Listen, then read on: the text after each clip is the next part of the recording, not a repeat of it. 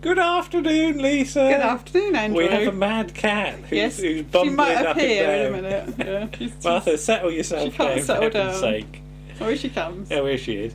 Right, but Martha, oh dear. Right, Doctor Who and the Revolution of the Daleks. Yes. Which is what we're here to talk about. Yes, not cats. Not cats. Yeah. What did you make of it then? Yeah, I quite liked it. Second time we've seen it. Yes. And, Yes. yeah, I thought that fairly flew by, actually. Yeah, the second time it seemed to... Not that it dragged the first time. Keep your tail out of the way. Yeah, not that it dragged the first time, but yeah, knowing what was coming, it's a fairly rapid story, yes. Because I think somebody said online they were surprised the Doctor was reunited with the fam so quickly. Yeah. Yeah, because I did wonder about that prison. Because you've got the electronical bars and things, haven't you? Mm-hmm. And I did wonder what happened if, like, there was a power cut or something. Presumably it's self-generating would or everybody, something. like, be able to spill out? Probably. And somebody said the Pating should have a little tiny uniform on, but I suppose it ate it. Yeah, it might have eaten its uniform off. Yeah, it might have coughed up a button or something like that. Yeah. Like a furball. Yeah. It's my Pating impression. Right. By the way, if anybody watching this wants to make a squishy pating, A patwing. I would definitely buy that. A squishy patwing. There's no squishy patings. A squishy patwee. People have also said, why don't people recognise Daleks? Yes. Somebody I work with is very, very upset about this point. Yeah. He says that, and he's a new series fan. Yeah. He's in his early 20s, so he was a mere child when David Tennant was the Doctor. A young shaver. Yes, and he's very adamant that people should recognise the Daleks because they've invaded a few times. Yeah. And I've tried to explain to him that Doctor Who has this way of making Doctor Who has this way of making it so that people don't really take notice. They don't believe, because there's that whole bit in Terror of the Zygons where the Scarazan comes up and it's fully visible, but there's nothing, nobody really remembers it. I think you have to have this sort of secret agreement with the audience that anything from a year or two ago is ancient history. Yeah. And there's also so many universes now. I mean, it's like this is it all been reset by Matt Smith or something? Yeah. So. And if you kept everything sort of sticking into one big glob of continuity, you'd eventually end up with a series that nobody would be able to watch because nobody would remember everything about it. So I mean, this one is, that's the thing. This one sort of is a bit of a halfway house in that it's a sequel both to the last Dalek story, and Jack, I've got to say it right, Robertson, isn't it? Not Jack Robinson, who was the designer on, I think, Underwater Menace. That's right. Said, Arachnids in the UK. Is he related to the Robertsons that make jams and jellies? I don't think I just so. when they said Robertson's Daleks, I just thought of like Robertson's Silver Shred or something like that. People do not want to see your bottom. Some people might. It's held down, and also it's a bit of a sequel to The Timeless Children, obviously, because it follows on from that. Yeah. I mean, there's no mention of what happened. It's accessible enough. Yes. But there's detail in there for that people that have watched. But there's no thing of what happened to the other two Cyberman freedom fighters. Where did they go? Have they gone to live somewhere else? There should have been a little line just to say what happened to them. Yeah.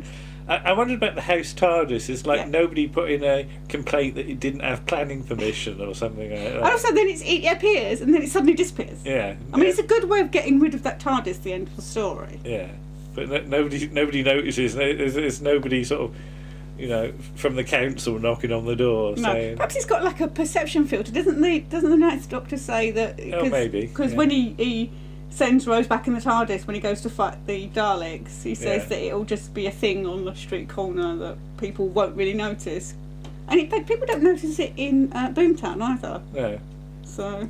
question. Yeah? The Dalek versus Dalek battle on Clifton Suspension Bridge. Is that actually meant to be Clifton Suspension Bridge, or is it just an anonymous bridge? I don't know. I don't know if it's meant to be a London bridge. Is it obvious enough or is it recognisable enough? I don't know. I've never been to Bristol, so I'm not that familiar with it. I went to Bristol and saw Pertwee. You did? Yeah. Lost your wallet. And lost my wallet, yeah.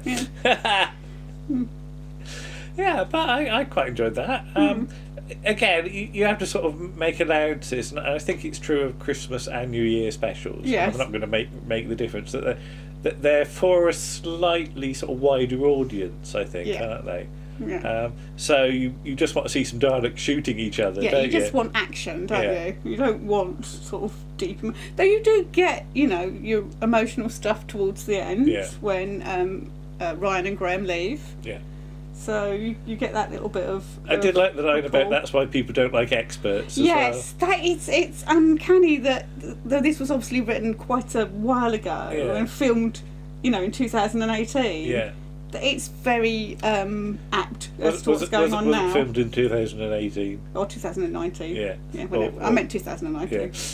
I don't know about the production of that, because some people have said that there were some extra pickup shots for it or something done much more recently. Mm-hmm. Somebody did suggest that the bit where Ryan's got the beanie on is because he's got long hair or something like that.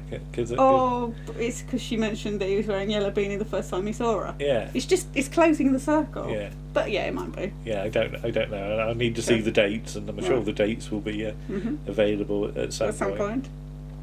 And then we have we have to say spoiler alert, don't we? Well, yeah, it's been all over the internet and newspapers and stuff. And for a few microseconds, my brain went, hang on, why is Hugh Grant joining the series? as a man with a face appears. Yes, that would have been a bit of a coup. But John Bishop is a pretty good actor. Yeah. I really don't know his stuff at all. I've not seen him acting in anything, but people have. I've seen people's reviews of things he's been in, and he's meant to be very good. Yeah. And also, I think it was Guy Lambert said that to be a stand-up comedian, you have to be a bit of an actor anyway, because that's obviously not your personality. You're projecting a different personality. And everybody I've spoken to several people at work, and everybody I've spoken to so far has said, yeah, he's quite good. So. Well, Toby says he's nice, and if Toby says he's nice, he must be. Yeah. So there we go. Yes. I don't really quite know how things are going to sort of pan out in terms of production now. No, well... what with lockdowns and things, has the schedule changed again? I don't know. Well, because at the moment, unfortunately, John Bishop is suffering from COVID, so he can't do any filming yet, but they're meant to be starting again later in this month. Yeah. So presumably if he's well enough, he'll be able to join back then, but if not, I'm sure they can film round it. It is supposed to be out this year, the series, but it's only 8 episodes, so they've not got quite so many to make. Obviously it's a bit difficult because everything has to be filmed at a distance at the moment with masks. Well, EastEnders is managing it, isn't it? Yeah, everything. Well, people have said that EastEnders is not quite managing it as well as they could have, but it's a very difficult situation, and I don't see how you could do it any different. Yeah. I mean, Call the Midwife managed to do it quite successfully. Yeah. Okay. So it's all to do with angles, isn't it? It's how you shoot it. You can fudge anything, really. It just takes time sometimes. So it just takes time. Excuse me. I'm going to start coughing now, so I better have some ale or something. Yes. So there you go. Yes, quite enjoyed that. Good solid 7 out of 10 for me. Yeah. We'll see where we go.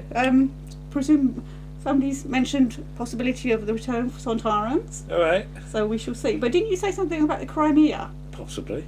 Well, I don't know. I'm only going by rather fuzzy potatoes that people have.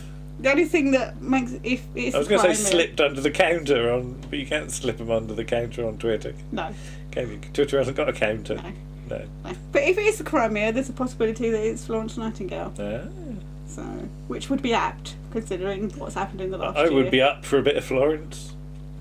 I think we'd better end on that, don't we? Well, then that. Martha's gone away, so there we go. Okay, well, thank you, and we'll hopefully see you again. Okay. Bye-bye. Bye.